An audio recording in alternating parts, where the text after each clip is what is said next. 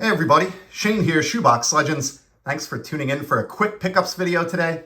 Gonna try to keep this one short and sweet. Just have a few cheap cards that I've landed over the last few weeks. Have not been doing a lot of buying. I've really been primarily focused on selling, reducing my collection and kind of building up a war chest at the same time. And on that note, I have a monster card. I finally used a little bit of all those sales proceeds, a chunk of that, and picked up a dream card from the golden era of baseball that we will look at to conclude today's episode. Before we get to that, we're going to see some cheaper pickups, just a small handful. And before we get to that, I wanted to at least give this card a moment in the sun here on the channel. My 1954 Bowman Mickey Mantle. I've had this card for years now, probably 6 or 7 years anyway, but I've never shown it off here on my channel, even though I had it before I even started a YouTube channel. Dragged it out recently for a collab video that I did with my good buddy Dylan of Double D vintage baseball cards and a couple of other collectors. And I figured if I was going to show it on his channel, I really should show it on mine as well. So my beautiful, in my opinion, especially for a PSA 2, 1954 Bowman Mickey Mantle. And this is also a very fitting card for today because it's a little bit of foreshadowing on that monster card that I just spoke about that we'll see at the end of the video. But before we get to that, on the lower end side of the hobby over the last few weeks, first up, I've been continuing to support my best friend and yours, Skaght, the very talented Skaght over at Reindeer Studios with his Marker Doodle Monday releases. I have picked up every single one of these since he started the program last year. And this year, for the second season in 2025, he added these great team color match Topps Kids inspired borders, which really speak to me and I think elevates them even another level beyond last year's. I love the way these look. I really appreciate Skaught's art and picked up this Don Drysdale as the most recent example in my run. These are always hand numbered to 50, autographed on the back by Skaght. And as I say, every time I show one, I am not sure there's a way that you could spend $6 in the hobby in a more rewarding fashion than supporting Skaght, who is basically my hero for making his living now as an artist in our hobby. I just admire that so much. And on top of that, the cards just look fantastic. So I'll leave a link below if I think of it to Skaught's Etsy store and would highly recommend if there's a team or a player that you collect that's available, grab it while you can. They do sell out. Every one of them sells out eventually, some really quickly.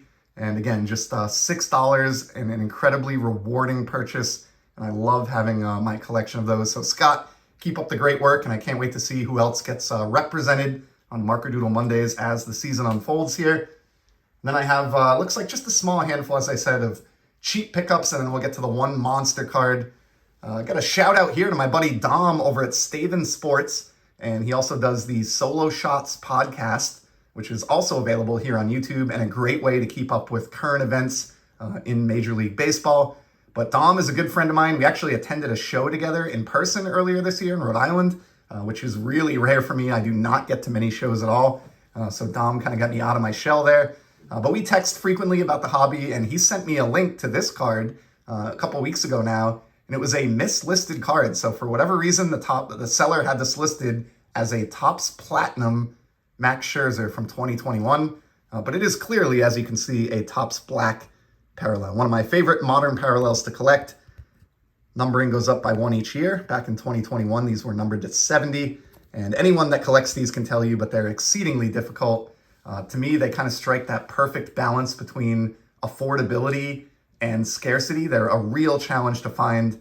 And the link to this that Dom sent me, it was a $20 asking price, but the seller was accepting offers. I shot an offer for $15, and it was accepted a few hours later. So with special thanks to Dom, I have improved both my Max Scherzer and my Topps Black collection in one fell swoop and done it for less than $20 to my door. So really appreciate that one, Dom. And then my next trio here, there's one disappointment and then 2 great pickups, but they all have a common theme, and that is 1990 Topps baseball cards. This is the first set that I ever collected as a 7-year-old kid back in the spring of 1990. And as such, I've been looking for ways to continue to enjoy it as an adult. And one of the ways that I do that, I am working on a complete set in a binder of only buybacks, 1990 Topps buybacks. I don't think it's even possible to complete the set, but I've really worked at it for almost 10 years now, and I'm up over 700 cards. And I got excited. We'll do the bummer pickup first. I found a card that I had looked for years now and have not seen a single copy of, number 15, Teddy Higuera for the Brewers. But unfortunately, despite being advertised as a rediscovered Topps buyback, when I opened this in the mail just before the video today, I found that this is in fact not a buyback. There is no rediscovered Topps stamp here. This was a poorly listed or mislisted card by the seller. I've seen quite a few of these recently, and I think what's happening is that folks are using AI tools to bulk list cards. And in some cases, the AI or the software is picking up on like a buyback auction for another player and seeing that the photo and the set design is similar and is mislisting these in some cases as buybacks. But I do think the photo even had a silver stamp on it. So this is a little bit disappointing. And even though it was a $3 pickup, I will be reaching out to the seller to get a refund just based on principle. Because this is a dime a dozen card that I have many copies of, and sadly had a kind of a sad trombone moment when I opened up the envelope and found that slot number 15 in my 1990 Topps buyback set is going to remain empty for the time being. So I've still never seen an actual Teddy Higuera buyback from 1990, but if you have a lead on one, please let me know. And then the other two 1990 Topps pickups were much more positive. We have another one here that is destined for the binder, even though it's an archive signature series autograph, because in this case, the seller had already freed it from its one-touch magnetic with the sticker over the top. Normally that would bug me. I do have a collection of these archive signatures that are all in the one-touches as they came out of the packs. But in this case, I do not have card number 519 represented in my 1990 Topps buyback binder. So it's a pleasant coincidence that this one is not in a one-touch, as it will be going directly into the binder after today's video. Bucky Dent, or as he's known here in New England, Bucky effing Dent, affectionately by Red Sox fans, but great on-card auto there of the Yankee manager at the time, numbered to 73. And while I might have missed on Teddy Higuera, at least I got Bucky Dent to fill an empty slot in the binder anyway. So 1 out of 2 ain't bad. And then I have another archive signature series. This one is still in its original format. So this will go into my Archive Signatures auto collection from 1990, and it is Willie Wilson. Now I'm missing this card number in the binder as well, 323, but I don't know if I want to bust this one out. So I'll probably wait until I get further along with the set. And in the end, if he's one of the only remaining cards that I'm missing, I would not hesitate to rip off this sticker, get this out of the one-touch, and put it right into the binder. But for now, as such, it'll be part of my Archive Signatures autograph collection of 1990 cards, which, believe it or not, I think is around 50 cards deep now. I know I keep promising it, but it's just been really, really busy here. But at some point, I will do a video, and I'll drag out all 50 of these and cover them all quickly in one video, just kind of flip through them so you can see the entirety of my 1990 Topps collection in Archive Signature auto format. I keep telling myself I'm going to do it, but then I find 1 or 2 more online. So I say, oh, I'll just wait for those to come in. But then by the time they come in, I find 1 or 2 more, and it just keeps kind of dragging out. But like I said, I think I'm approaching the 50 mark with those autos from 1990 Topps. So look for a future video breaking down that collection. And last but not least, you've waited 9 minutes after my teaser during the opening, picked up a monster vintage baseball card, at least for me. Everybody's definition of monster card is different, of course. This one is maybe the most I've ever spent on a card, or it's certainly in the top 5 anyway. But really, I raised the money for this through sales. I've been selling so many cards over the past few months, and I've just been bankrolling all the money and waiting. Really, most of it I want to save anyway, but some I would put back into my collection, but I want to make sure I do it in a way that's meaningful. Selling all these cards and reducing the size of my collection only works if I'm bringing in far less cardboard than I'm sending out. And I really have been able to do that over the last few months. And I would say in order to fund this card, I sold dozens and dozens and dozens of small to medium-sized graded cards over the last 2 to 3 months. And then I used a little portion of that to pick this one up from the 1953 Bowman color release. I got the Mickey Mantle in a PSA 4. Now, envision in your mind what you think a typical PSA 4 would look like of any card from the 50s, or this card in particular, and then check out this example. This is a feast for the eyes.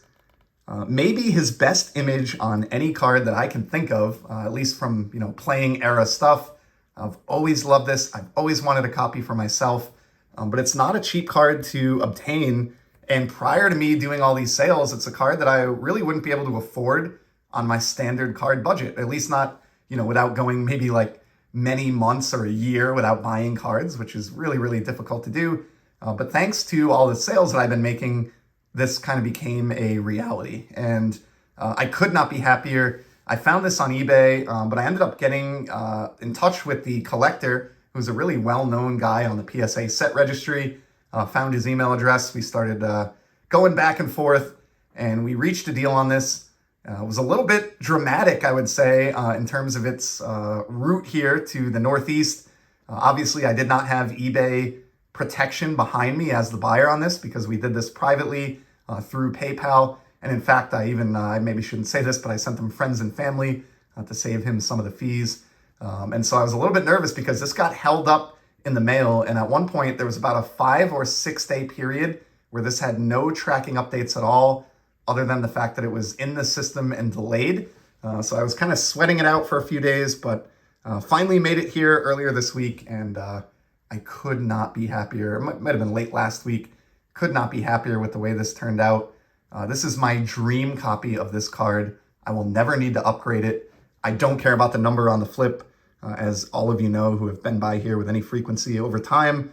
The number doesn't matter to me. I just wanted a visually appealing example that was well-centered, and the grading is strictly for authenticity purposes. I certainly wouldn't send anyone the amount of money that I sent for this card in ungraded format. I'd just be worried about getting ripped off or getting a reprint or something like that. But in this case, the seller could not have been better. We've actually kind of become hobby buddies now. He has an amazing collection, and he's someone that I hope to buy more cards from in the future. So if you see this, Corey, I know you occasionally tune in here. Thank you so much once again for this fantastic deal. This is like a dream come true Mantle card for me. It is tied with my 1953 Topps as my oldest Mickey Mantle, and probably will be for some time.